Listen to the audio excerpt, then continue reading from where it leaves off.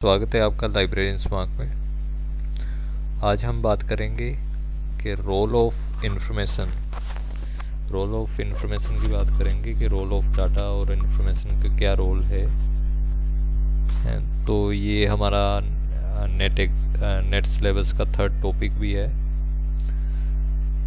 तो अगर बेसिकली हमने इंफॉर्मेशन की बात की थी कि ये होते हैं जो फैक्ट्स है उनको ऑर्गेनाइज किया जाता है, अरेंज किया जाता है, तो उससे इंफॉर्मेशन बनती है। अब इंफॉर्मेशन की मतलब इम्पोर्टेंस क्या है, रोल क्या है एक्चुअल में, तो लाइब्रेरी एंड इंफॉर्मेशन साइंस में रोल क्या है। तो सबसे पहला है प्लानिंग और जो डिसीजन मेकिंग में जो रोल आता है इंफॉर्मेशन का वो क्या है। एक तो हमें सिचुएशन के बारे में अंडरस्टैंडिंग हो जाती है कि सिचुएशन क्या है, कैसी है, और हमने क्या करना है सिचुएशन को और बेटर बनाने के लिए, कब करना है, कैसे करना है। ये सारा कुछ हमें कहाँ से आता है, अगर हमारे पास इंफॉर्मेशन होगी तो हम रियल फैक्ट्स की तरफ जा सकते हैं। इमेजिनेशन की जगह हम रियल फैक्ट्स की तरफ जा सकते हैं अगर इंफॉर्मेशन होगी, नहीं तो हम अजम्पशंस में रह जाएंगे। मान लो कि एक ड्राइवर है, एक एग्जांपल मैंने लिखी हुई कि एक ड्राइवर है, वो गाड़ी चला रहा है, उसके सामने एक बच्चा आ जाता है। तो अब उसने देखा कि बच्चा मेरे सामने आ गया है, तो उसको अभी डिसीजन लेना है। तो वो डिसीजन क्या लेगा, मान लो कि अगर वो जेन्युइन डिसीजन है, अपनी इन्फॉर्मेशन को समझ पाता है, जो वो देख रहा है वो समझ पाता है, तो उसे पता है कि अगर मान लो कि गाड़ी उस बच्चे से लगती है तो उस बच्चे का नुकसान हो सकता है, गाड़ी का नुकसान हो सकता है, तो वो ब्रेक मारने की ट्राई करेगा। तो इन्फॉर्मेशन ऐसे रोल प्ले करती है हमारे डिसीजन मेकिंग में, हमें कई बार वो डिजास्टर से भी बचाती है। तो नेक्स्ट हम देख लेते हैं कि मैनेजमेंट के लिए क्या रोल हो सकता है डाटा और इंफॉर्मेशन मैनेजमेंट का। देखो 3 तरह की मैनेजमेंट होती है, टॉप लेवल, फिर आती है middle level and operational level, जिसे हम लो लेवल मैनेजमेंट भी कहते हैं। तो अब टॉप लेवल मैनेजमेंट क्या है, वो स्ट्रेटजी पे डील करती है। स्ट्रेटजी मतलब क्या करना है, कैसे करेंगे, मतलब अभी तक गवर्नमेंट की पॉलिसीज़ हैं, कैसे हमने और मतलब उन पॉलिसीज़ को ध्यान में रखते हुए क्या क्या और नया करना है, क्या न्यू यानी इनिशिएटिव्स हैं, ऐसी चीज़ें देख के वो अपने मिडिल एम्प्लॉयज़ जो टेक्निकल इश्यूज़ पे काम करते हैं उनको बताती है कि हमें ये चाहिए, मतलब अपने इंस्टीट्यूशन के अंदर, अपनी ऑर्गेनाइजेशन के अंदर। तो टेक्निकल इश्यूज़ पे काम करने वाली मैनेजमेंट को अब उसको भी इंफॉर्मेशन की ज़रूरत है कि क्या कैसे कैसे हो चुका है और कैसे कर सकते हैं हम उसे। तो उसके लिए क्या क्या कब कब हो चुका है उसकी इंफॉर्मेशन की ज़रूरत पड़ती है, डाटा की ज़रूरत पड़ती है, और कितना हुआ है। ठीक है, फिर जो बॉटम लेवल ऑपरेशन है वो ऑपरेशन कैसे ऑपरेट करेंगे उस पर भी इंफॉर्मेशन की ज़रूरत है। तो हर लेवल के हिसाब से, मैनेजमेंट के लेवल के हिसाब से उसे अलग अलग तरह की इंफॉर्मेशन की ज़रूरत पड़ती रहती है। नेक्स्ट के डाटा और इन्फॉर्मेशन के बेनिफिट्स क्या हैं। अगर हमारे पास एक्यूरेट डाटा हो, अगर एक्यूरेट इन्फॉर्मेशन हो, तो वो क्या करती है, हमारा जो एक काम पे लगने वाला टाइम है उसे रिड्यूस कर देती है, जो उसमें आने वाली एरर्स हैं उसे एलिमिनेट कर देती है। जो हमारी कॉस्ट लगने वाली थी, एक्चुअल कॉस्ट लगने वाली थी, मतलब जो ज़्यादा लग सकती थी, वो हमें कम कॉस्ट में वही इम्प्लीमेंट करने का मौका मिल सकता है। तो इससे डेफिनेटली प्रोडक्टिविटी क्या होगी, इंक्रीज़ होगी। तो एक क्वालिटी मतलब डिसीजन मेकिंग की क्वालिटी है वो इम्प्रूवमेंट होगी। फिर अगर हमारे पास डाटा और इन्फॉर्मेशन सही होगा और हम जो भी टीम डेवलप करेंगे, टीम के बारे में इन्फॉर्मेशन सही है तो टीम हेल्दी डेवलप होगी। अगर कम्युनिकेशन में भी हमारे इम्प्रूवमेंट आएगी। अगर हमारे पास इन्फॉर्मेशन है, हम उसके रियल फैक्ट्स पे बात कर सकते हैं। तो ऑर्गेनाइजेशनल का जो ट्रांसफॉर्मेशन है उसके लिए भी इंफॉर्मेशन का होना बहुत ज़रूरी है। मान लो कि आपकी अभी ट्रेडिशनल वेज में काम कर रहे हैं, तो एक बूम आ जाता है कि आपने डिजिटल एरिया में जाना है, तो उसके लिए आपको बहुत सारी इन्फॉर्मेशन की ज़रूरत है। कौन सा स्टेप कैसे आपने प्लान करना है, कैसे इम्प्लीमेंट करना है, तो वो सारे काम क्या करती है, डाटा और इन्फॉर्मेशन अगर हमारे पास हो तो इसके ज़रिए हम वो काम कर सकते हैं। नेक्स्ट कि कौन हमें डाटा और इन्फॉर्मेशन प्रोवाइड करता है। अगर देखा जाए तो हर इवेंट, हर फैक्ट, हर जो भी छोटी मोटी घटना हो रही है, जो भी छोटी मोटी न्यूज़ है, जो भी पब्लिकेशन है, हमें कहीं ना कहीं डाटा और इन्फॉर्मेशन प्रोवाइड कर रहे हैं। और फिर इन इंफॉर्मेशन या डाटा को कलेक्ट कौन करता है, वेरियस एजेंसीज कलेक्ट करते हैं, जैसे न्यूक्लियर इंफॉर्मेशन सिस्टम, एग्रीज है, फिर ICSSR है, निस्केयर है, जिसके बारे में हम इंफॉर्मेशन सिस्टम में बात करेंगे। गवर्नमेंट एजेंसीज़ हैं, वो अलग अलग सर्वे करवाती हैं, फिर गवर्नमेंट पब्लिकेशंस आ जाती है, फिर रिसर्च पब्लिकेशंस आ जाती हैं।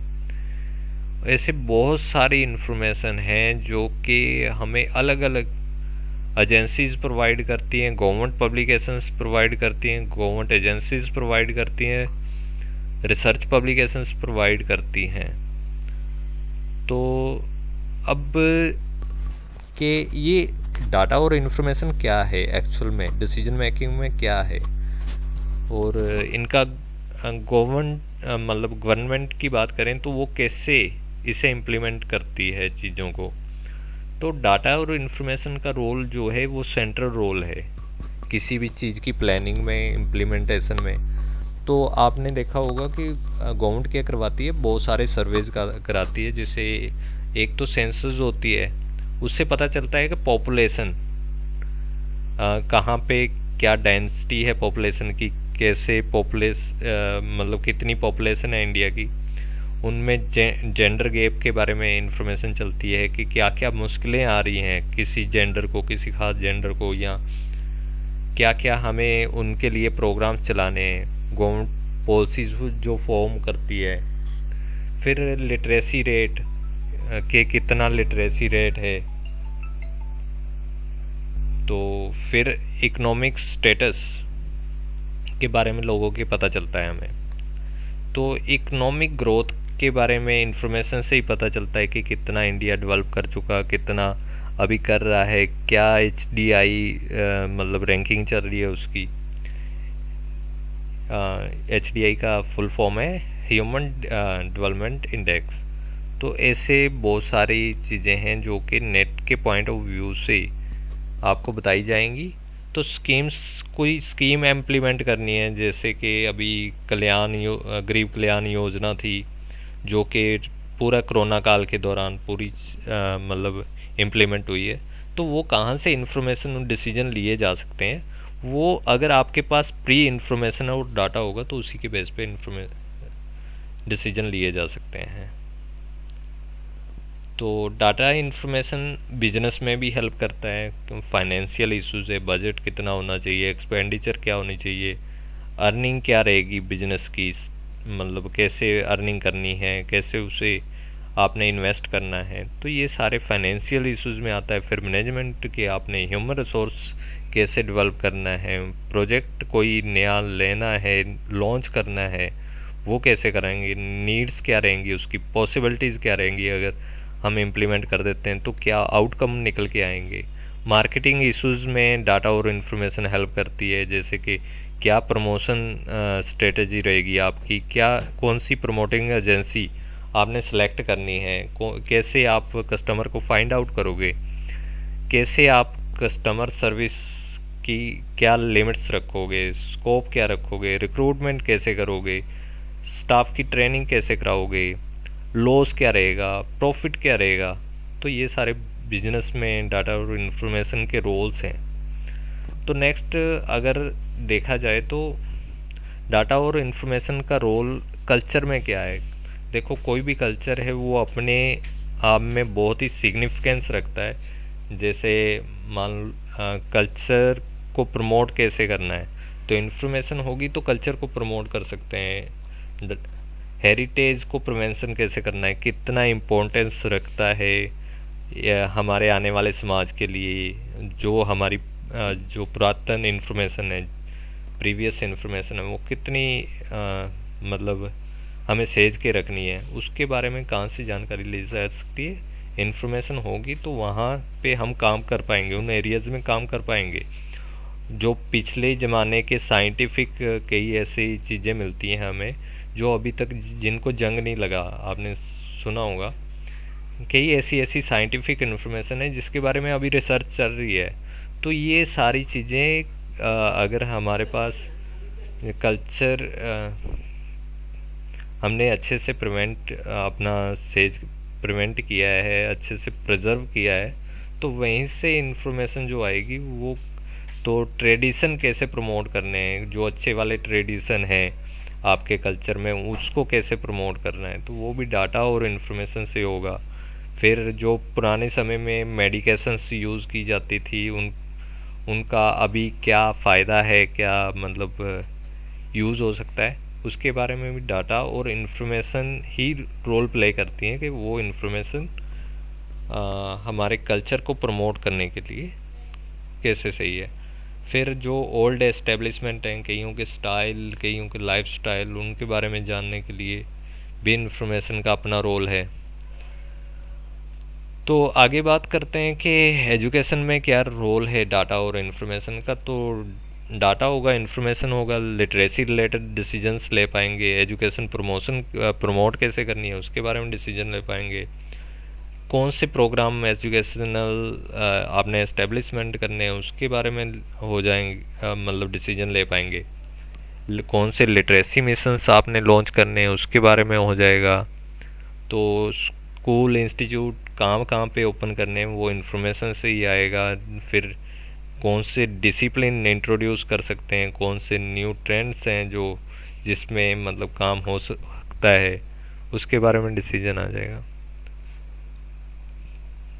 तो अब टेक्नोलॉजिकल डेवलपमेंट, जैसे कि अभी एक कोरोना काल में तो बहुत ही बूम ही आ गया था कि ऑनलाइन लर्निंग का, और फिर ब्लेंडेड मोड लर्निंग भी आया उसके बाद। तो online payment, digital transaction, teleconferencing, telemedicine, tele law, ये कैसे कैसे मतलब इन चीज़ों को इम्प्लीमेंट करने के लिए डाटा और इन्फॉर्मेशन ही चाहिए। बेसिकली हमें इतना पता होना चाहिए कि कौन से लोग हैं जो टेक्निकली साउंड हैं, कौन से नहीं हैं, तो हम उसी के अकॉर्डिंग डिसीजंस लेते हैं। और डिजिटल लिटरेसी मिशन एक चला हुआ है। डिजिटल लिटरेसी में क्या है, लोगों को सिखाते हैं कि आपने डिजिटल जो काम करना है, जैसे कोई डिजिटल ट्रांजैक्शन करनी है, डिजिटल लर्निंग करनी है, तो कंसल्टेंसी करनी है किसी से, तो वो कैसे करनी है, तो वो सारा डिजिटल लिटरेसी में आता है। तो उसमें मतलब जो भी डाटा और इन्फॉर्मेशन का बहुत बड़ा रोल है कि अगर इन चीज़ों के बारे में आपने डिसीजन लेने, इम्प्लीमेंट करना है, तो आपको बेसिक इन्फॉर्मेशन और बेसिक आपके पास डाटा अवेलेबल होना चाहिए।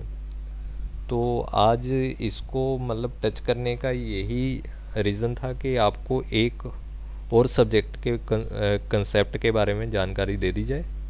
तो हमारे चैनल पे ऐसे ही बने रहिए।